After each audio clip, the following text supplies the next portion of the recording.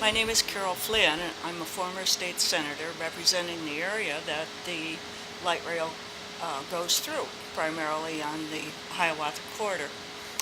I chaired the Senate Transportation Committee, but before that, I was on the Metropolitan Council. When I was on the Metropolitan Council from the, mid 70s, we always had worked towards a light rail transit component as part of that transportation package.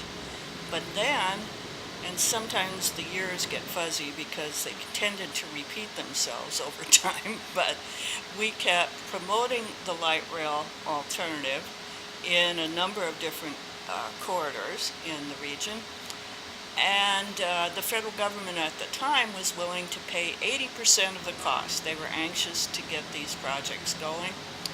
And we could never get the legislature or the Department of Transportation or the local authorities, whatever it took, to agree to that.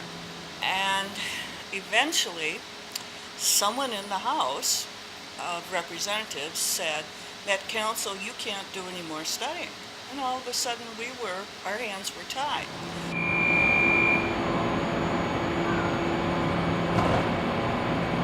What happened then is that the all of the counties, I guess, but primarily Hennepin County said, what we would like to do is become a regional rail authority, and we'll buy right of way from abandoned railroads. We'll buy it for a variety of uses, including light rail, and we could pay for it ourselves. That, of course, worked until they realized they didn't have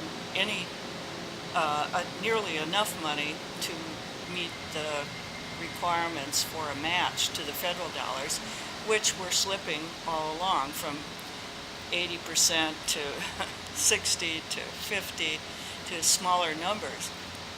And each year then, after I got elected to the Senate and was chairing the Transportation Committee, I would have a bill in that would fund the building of a light rail in any one of the corridors. And then, with the help of Representative Hausman in the House, she and I carried one more time legislation that would authorize the construction of this light rail corridor, and it was agreed that the Hiawatha one was closest to being ready.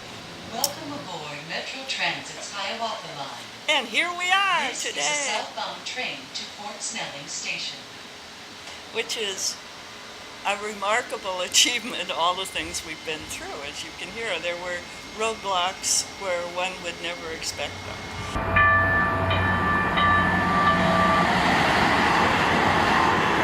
We do have a dedicated source of revenue for highways at the state level.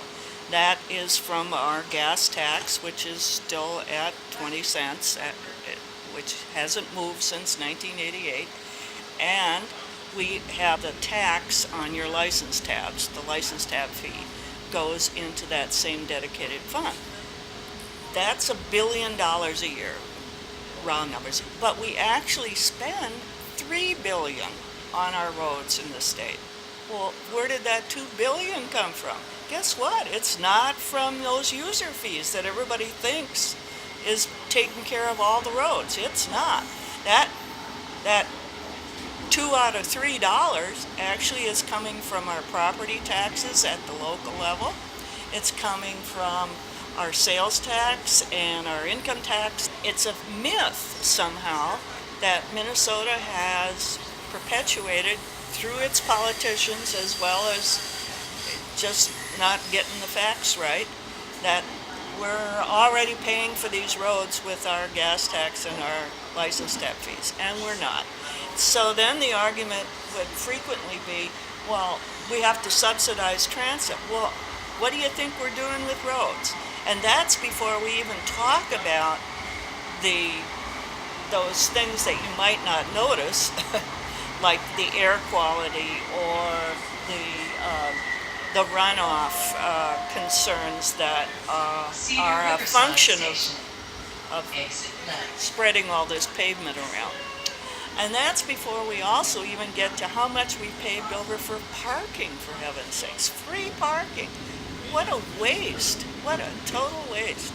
Most of the time we act like it really is free, and of course it isn't. Somebody paid for it. And finally, an argument that we're still not ready to hear because we've been misled in the past, I guess. But we've got maybe 10 years before we maximize the petroleum production in this world, not just this country, this world. And then from that point on, it goes down.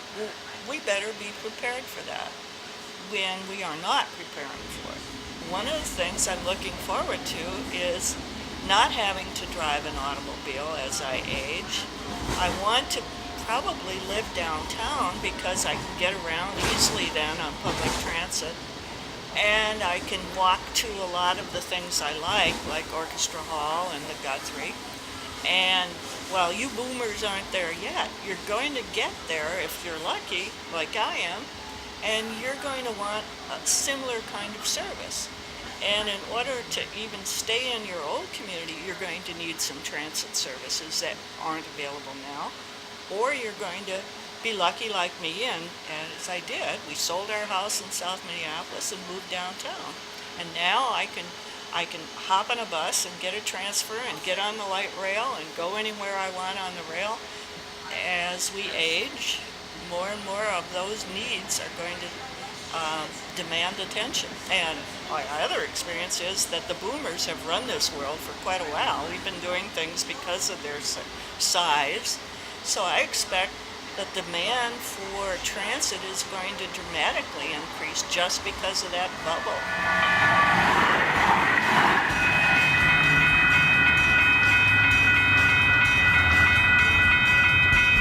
Public transit, public access, and that's on transit. Okay.